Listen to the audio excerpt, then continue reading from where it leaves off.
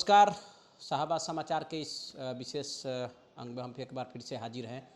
जब से महागठबंधन की सरकार बनी है, कई मुद्दे सामने आए, चाहे आरक्षण की बात हो या फिर स्वास्थ्य के क्षेत्र में बात करें, शिक्षा के क्षेत्र में, तमाम चीज़ों में हुई है। लेकिन जो सबसे ज़्यादा चर्चा हो रही है वो आरक्षण को लेकर के हो रही है कि सरकार ने अब 75% आरक्षण देने की बात कही है। तो उससे कितने लोगों को, किन किन लोगों को क्या फ़ायदा होगा?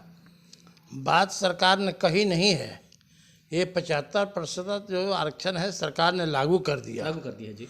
तो इससे हमारे पिछड़ों को और अति पिछड़ा और दलित की जो जातीय जो जनगणना हुआ उसके आधार पर आरक्षण भी दिया गया, हमारी सरकार ने दिया।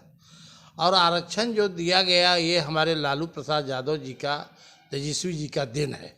क्योंकि नीतीश कुमार जी तो पहले भी थे सरकार में, भाजपा के में, लेकिन उनकी हिम्मत नहीं पड़ता था कि हम 75% आरक्षण लागू कर दें। तो जातीय जनगणना की बात पहले हमारे राष्ट्रीय अध्यक्ष लालू जी ने उठाए थे आज के 10 साल पहले कि जातीय जनगणना होना चाहिए ताकि सभी लोगों को जितनी भागीदारी हो उतना हिस्सेदारी भी हो।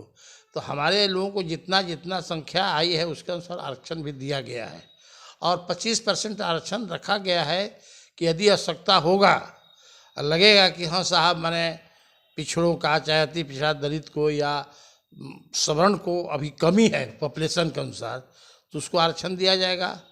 और आरक्षण से, जातीय जनगणना से भी लाभ हुआ कि कितने लोग बेघर के हैं, कितने लोग गरीबी के नीचे हैं। उसमें भी 94 लाख आपके लोग हमारे बिहार के हैं जिनको रोजगार देने के लिए 2 लाख रुपया सरकार ने पारित किया कि भाई 2 लाख पर घर को दिया जाएगा। तो इसमें हमारी सरकार जो कर रही है वो बिहार के जनता के लिए कर रही है, लेकिन थोड़ा सा केंद्र सरकार की मदद नहीं होने से हमारे बिहार सरकार के सभी विकास के कार्य करने में कठिनाई। जातिगत आरक्षण की बात करें या फिर जनगणना की बात करें, किनका श्रेय है? लालू जी का है या फिर नीतीश कुमार का या फिर तेजस्वी यादव जी का? देखिए, ये तो श्रेय कहा जाएगा लालू प्रसाद यादव जी का। जब सरकार में नीतीश कुमार जी हम लोग के साथ आए, गठबंधन में आए, तो हमारे लालू प्रसाद यादव जी ने जातीय जनगणना की बात तो पहले से ही कर रहे थे, जिसमें नीतीश कुमार जी भाजपा के साथ थे। तो जब हमारे साथ आए तो उनको हिम्मत हुआ और उन्होंने जातीय जनगणना कराया और जातीय जनगणना के आधार पर आरक्षण की व्यवस्था किया गया। तो इसमें सबसे श्रेय हमारे राष्ट्रीय अध्यक्ष लालू प्रसाद यादव जी का जा। भाजपा से अलग हुए नीतीश कुमार, महागठबंधन की सरकार बनी, तो क्या लग रहा है अब बिहार बदलाव की ओर अग्रसर है? बिहार एकदम अग्रसर है, एकदम बदलाव की तरफ है।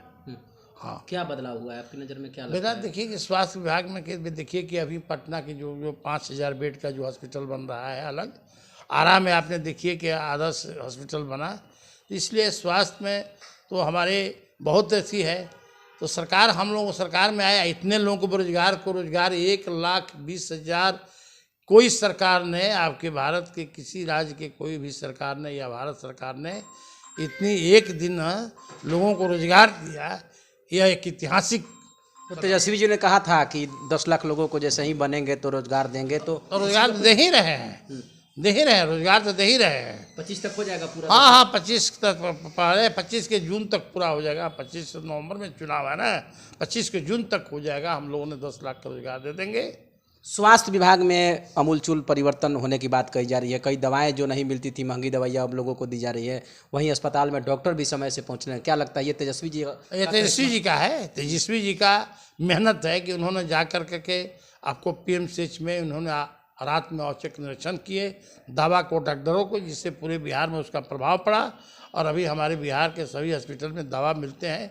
1-2 नहीं मिलते होंगे तो उसकी भी व्यवस्था हो रही है कि 100% दवा हर हॉस्पिटल में मिले। लोकसभा चुनाव को लेकर के महागठबंधन कितनी तैयार है? ये तो हमारे शीर्ष नेता लोग बताएंगे। सब हम लोग लगे हुए हैं, हम लोग तो महागठबंधन। विकास कार्यों को लेकर के आप लोग हाँ, जाएंगे नहीं, हम लोग विकास के जाएंगे। और जो आरक्षण दिए, जो जातीय जनगणना कराए, इससे कितना जनता को लाभ होगी, कितने लोग गरीब हैं, कितने लोग अमीर हैं, सारे चीज़ मालूम हो गया। इसलिए इसका लाभ तो हम लोग को लोकसभा के चुनाव में निश्चित मिलेगा। उन्हें घर घर जाकर के पहुंचाएंगे। घर घर पहुंचा रहे हैं हम लोग, शुरू कर दिए हैं 2 माह पहले से, और अभी भी चुनाव तक हम लोग करते जाएंगे। चुनाव की तैयारी चल रही है? चल रही है। तो तेजस्वी जी को लेकर के क्या है, लगता है कि महागठबंधन की सरकार में है, अब नीतीश कुमार ने दिल्ली भी जाने की बात कही है, तो अब मुख्यमंत्री अच्छा, वो तो देखिए, वो तो अलग बात है। अभी मुख्यमंत्री हैं, अभी नीतीश कुमार जी कब केंद्र में जाएंगे ये तो हमारे शीर्ष नेता चुन तय करेंगे। और लेकिन मांग तो उठ रही है तेजस्वी जी को सीएम बनाने के काफ़ी दिनों से। उठ रही है, तभी तो नीतीश जी हमारे हैं सीएम। जब वो कहीं जाएंगे, जब उनका अगला कहीं उनका व्यवस्था होगा, महाराज्यपाल में होगा, चाहे उपराज्यपाल जी में होगा, अति में होगा कहीं, या उपराष्ट्रपति जी में, तो ये तो बहुत समय क्या बात है। हमारे शीर्ष नेता लोग तय करेंगे कि नीतीश कुमार जी स्वयं अपने अनुभवी मुख्यमंत्री हैं, जो 18 साल मुख्यमंत्री रहे, तो उनको अनुभव की कमी थोड़े है। 4 राज्यों में चुनाव परिणाम आ गए हैं क्या लगता है, काफ़ी उम्मीदें थी महागठबंधन देखिए, को? महागठबंधन को वहाँ तो कांग्रेस लिया नहीं ना। चारों स्टेट में महागठबंधन के प्रत्याशी को उन्हें टिकट भी नहीं दिया, और महागठबंधन के नेताओं को भाषण के लिए या प्रचार के लिए बुलाए नहीं।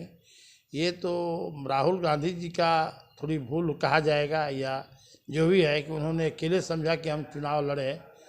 ये हार जो हुई है, ये पर्सनल कांग्रेस के चलते हुई है, उसमें महागठबंधन पर कोई उसका प्रभाव नहीं है। बिहार में महागठबंधन तैयार है चुनाव हाँ के लिए? हाँ हाँ, तैयार, हम लोग जब तैयार है। तो इसके लिए तैयार है। हाँ हाँ, हम लोग 40 सीट में 40 सीट हम लोग लाएंगे। तो बिल्कुल देखिए, महागठबंधन की जो टीम है, पार्टी है, वो आगामी चुनाव के लिए तैयार है, जैसा कि विधायक जी ने चर्चा के दौरान कही है। तो आज हमको दीजिए इजाज़त, कल किसी और मुद्दे के साथ आपके सामने हाजिर होंगे, तब तक के लिए नमस्कार।